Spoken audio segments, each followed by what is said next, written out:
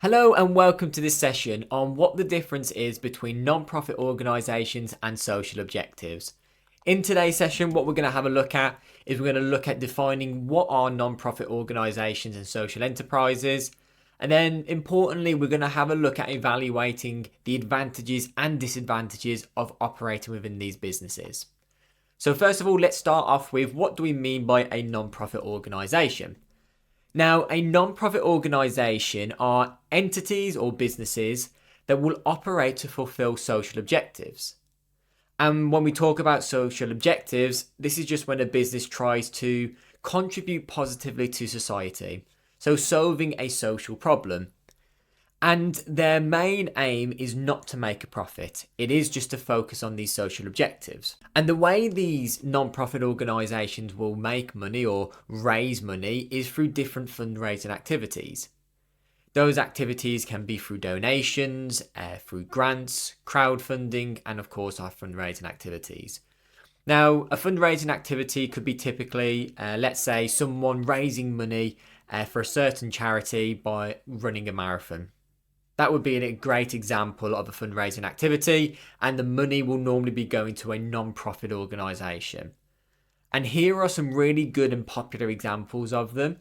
We've got Oxfam, British Red Cross, Cancer Research UK, RSPCA, and Save the Children. Those are really popular examples of our non-profit organisations. But now let's have a quick look at the advantages and disadvantages for operating as a non-profit organisation. So to start off with, the first main advantage that you'll normally see for these non-profit organisations is that they have a very positive brand and positive branding. Because they are trying to solve this social objective, they are trying to contribute something positively to society. So from the public's perception, they will generate this positive brand and people hopefully will want to help out. Cancer Research UK, they have a mega positive brand because we know all the good stuff that they've been working on and trying to resolve with obviously the issues that we all face with cancer. The second is public trust and support. Now, normally non-profit organisations, they are viewed favourably by the public, and this just gives an element of trust through the public, and normally we'll find that the general public will want to support their work, and this is why we see, loads of money being raised for Cancer Research UK, because the general public, once again, they know all the good stuff that Cancer Research have been doing over the years. And finally, you'll find that they'll have a lot of volunteer engagement, which does help because people are volunteering for free. The charity wouldn't necessarily have to pay them volunteers any money. And for a non-profit organisation, keeping costs low is going to be very important. But the problem is that when we talk about why they want to keep their costs low, it's mainly because they have a limited financial resources available to them. We normally see non-profit organisations face challenges in generating and sustaining revenue streams. And they will normally heavily rely on donations from people. And just a question for you to ask yourself is, when was the last time you donated and worked with a charity? Because the problem is that charities don't see a lot of money being donated constantly. Normally the most popular ones, they will. And the issue that we find is amongst these charities, they are all competing for a limited pool of funding. But they need a lot of money to obviously invest in their activities. They're not having lots of investors raise money through share capital. They're not making tons and tons of revenue like normal businesses do. And they also may begin to over-rely on volunteers. The only way we can get volunteers at the end of the day is by people, willingly volunteering. We're relying on people's goodwill. Now that we've cleared up what we mean by a non-profit organisation, let's take a look at what we mean by a social enterprise. Now, a lot of students will normally get social enterprises and non-profit organisations mixed up, but there is a clear difference between the two. Because social enterprises, they are a type of business that operate with the primary goal still of addressing social or environmental issues. So similar to non-profit organisations, they are still trying to focus on the social objectives.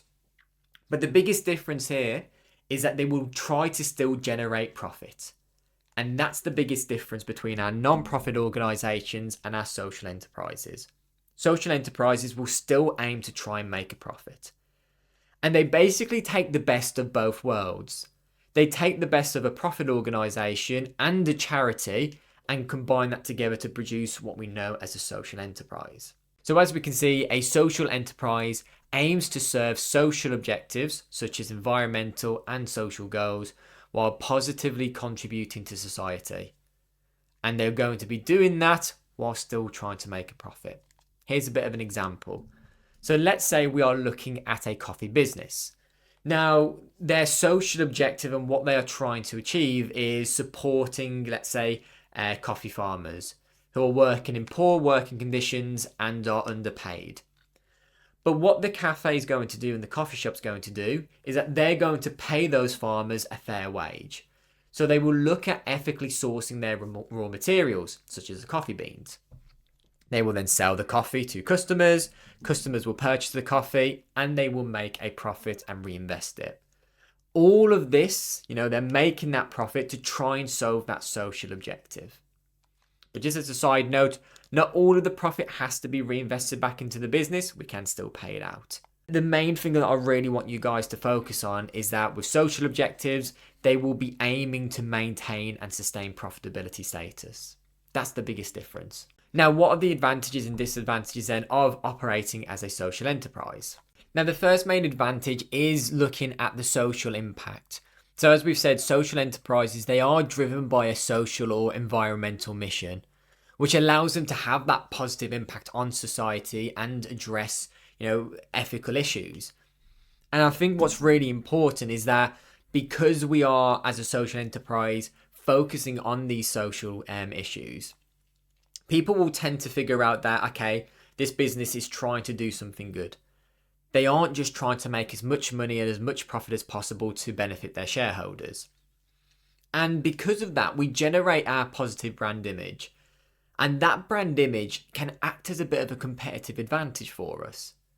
Because when we look at Porter's generic strategies, one of the main ways to gain a competitive advantage is through differentiation. It's by being different in a way that our customers value. So that social issue that we are trying to resolve, our customers know about that then becomes our competitive advantage. And as well, over these profit-making organisations like private and public limited companies who are just there to try and maximise the wealth of their shareholders, well, actually a social enterprise may get access to more funding because a lot of these fundraising events may want to try and invest into businesses who are once again solving these social objectives.